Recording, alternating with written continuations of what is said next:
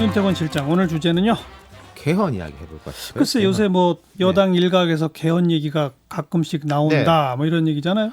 민주당 이인영 원내대표가 어제 이제 뭐 개헌 이야기 꺼냈다가 오늘은 아니다. 아니다 개헌 그랬죠, 하려고 하는 게 아니다. 예. 그런데 뭐 제가 볼 때 좀 들쑤셔 보는 게 같긴 해요. 여권을 중심으로 해가지고 예. 어제 이제 어떤 이야기가 있었냐면은 여야 의원 148명이 지난 3월달에 발의한 국민개헌 발안제라는 게 있었습니다. 이게 뭐냐면요, 국민들이 한 100만 명 이렇게 서명을 하면은 개헌안을 국민들이 발안할 수 있게 지금 이제 뭐 대통령이나 국회가 발안을 할 수 있거든요. 그렇죠. 근데 이제 문제는 이것이 개헌 사항이에요.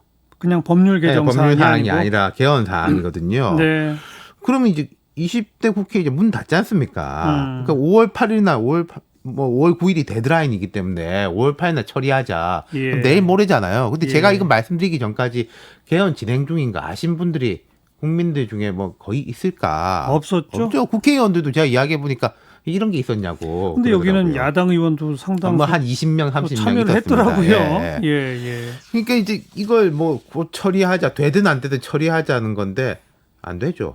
될 수가 없습니다. 예. 개헌하려면 국회 제적 3분의 2가 동의하고 국민투표 거쳐야 하고, 지금 야당 일각하고 여당에서의 일부도, 야당 대다수, 여당 일각은 처리할 필요도 없다, 하지도 말자라는 건데. 지금 여기 말하는 제적 3분의 2는 이번에 당선된 사람들 아니죠. 아니고 예. 20대 국회잖아요. 그렇죠. 아니 불가능한 얘기인데. 예. 아니 그러니까 이제 뭐 이인영 원내대표하고 문희상 의장은 부결되더라도 올려보자 인 것이고, 근데 뭐 일각에서는 올리지도 말자, 자동으로 이렇게. 근데 어제는 이인영 원내대표가 이런 얘기를 왜 꺼냈을까요? 그러니까 지금 이게 보면은 이게 5월 8일은 안 된다는 건 다 알아요, 전부 예, 다. 예. 근데 이 이야기를 꺼낸 것은 21대 국회 들어가가지고 개헌을 추진할 명분을 다지기 위한 거 아니냐, 좀 불씨를 지피기 위한 거 아니냐, 이렇게들 보는 거죠. 예. 예. 그냥 일단 군부를 한번 떼놓자. 네. 그러니까 기계적으로 보면은 여당 의원이 이제 180석에 육박하고 정의당 이렇게 합치면은 진보 개혁 진영이라고 해야 됩니까? 예. 한 190석 정도 되니까 예. 개헌선에 거의 근접하는 거죠. 예. 근데 이제 꼭 개헌이 뭐 여야 합의여야 되는 건 아니지만은 글쎄 저는 쉽지 않아 보인다는 거죠. 왜요? 왜 쉽지 않다고 생각하세요?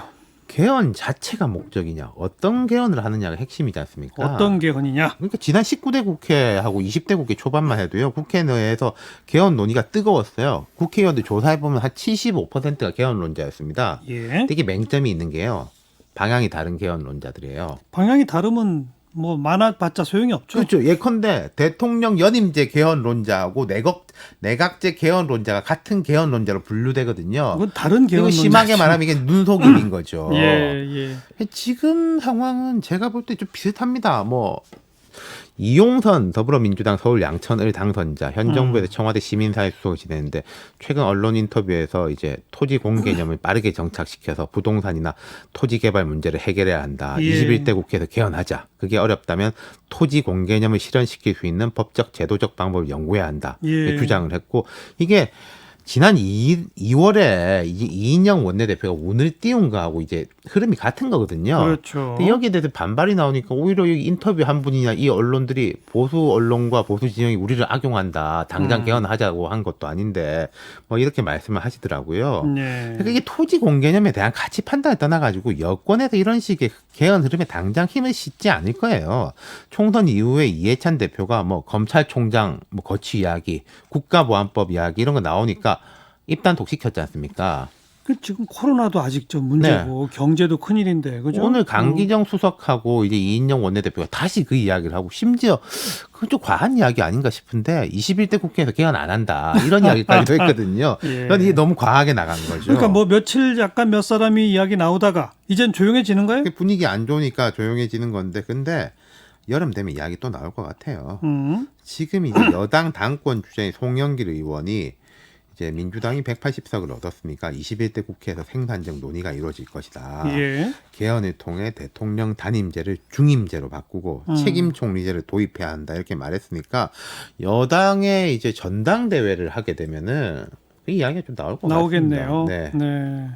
근데 정확히 뭐 이런 얘기들이 다 어느 특정 당에서 나온다 안 나온다를 떠나가지고 정말 좀 진도가 나갈 수 있을까요? 앞서서 우리가요, 코로나 이야기, 그 이천 화재 이야기 음. 이런 이야기 참 현안들도 이야기 많이 했지 않습니까? 예. 이 흐름하고 개헌 논의가 사실은 개헌이 우리의 삶을 지배하는 거야 되는데 되게 동떨어지게 느껴지는 게 현실이에요. 국민들에 우선 관심이 그렇죠. 별로 없어요. 그러니까 이제 개헌의 요체는 두 가지인데 이용선 당선자가 주장한 뭐 토지 공개념이나 영토 조항 같이 이제 경제, 사회, 외교, 안보에 대한 거 그리고 두 번째가 권력 구조에 대한 거 아니겠습니까? 예. 첫 번째도 합의점을 찾기가 되게 어려울 것이고 두 번째도 이게 마찬가지인 게 대통령 권한 강화냐 내각제냐 정반대 방향이거든요. 예. 그 중간이 이제 뭐 분권형 대통령제, 이원 집정부제 같은 거예요. 송 의원이 말한 이제 책임 총리제는 제가 무슨 이야기인지 잘 모르겠는 게 이해찬, 이낙연 이런 분들 보고도 책임 총리라고 하고 있습니다. 이건 헌법하고 상관없는 거거든요, 현재는. 예. 예. 어쨌든 전문가들이나 정치권에서는 대통령 권한을 분산시키는 쪽에 대한 선호가 높습니다. 그렇죠. 내각제 혹은 이원 집정부제. 근데 뭐 국민들은 싫어하죠. 그렇죠. 국민들은 일단 국회를 불신하니까. 그러니까요. 대통령을 통해서 이제 여권은 여권대로 야권 지지자는 지지자대로 우리가 정권 되찾아와 가지고 한 방에 확 이제 이런 식이니까 네. 방향 잡기가 어렵다는 거죠. 그러니까 어렵다. 진도는 나가기가 쉽지 않다. 그렇죠. 그리고 이게 여야 합의도 쉽지 않고 모르겠습니다. 이게 어느 양쪽의 이해관계가 일치해야 되는데 그게 이제 쉽지는 않을 것이다. 그리고 정치권의 이해관계가 일치하더라도 제가 말씀드린 대로 국민들하고 정치권의 온도 차이가 너무 크다. 예. 네. 아주 크죠. 국민은 대통령을 자기 손으로 뽑고 싶어하고 정치권은 정략에 따라서 헌법을 개정하고 싶어하는 의도가 있고. 그러니까 우리 진보적인 이제 정치학자들 많은 분들이 국회의원 숫자 늘려야 된다 그러지 않습니까? 그러나 국민은 싫어하죠. 그렇죠. 예. 그거보다도 이거는 몇 배 더 어떻게 보면 더 큰 거죠. 거기다가 개헌을 추진할 만한 그 정치력 있는 정치인이 별로 안 보여요. 그러니까 제가 좀 단언키는 어렵지만은 올 여름부터 개헌 이야기 나올 겁니다. 근데 내년으로 넘어가면은 대통령 선거 앞두고 대통령 유력 주자들이 나오잖아요. 그러면 안 되는 그럼 또 거죠. 개헌 이야기 또 들어가게 돼 있다는 거죠. 뉴스 사이다였습니다.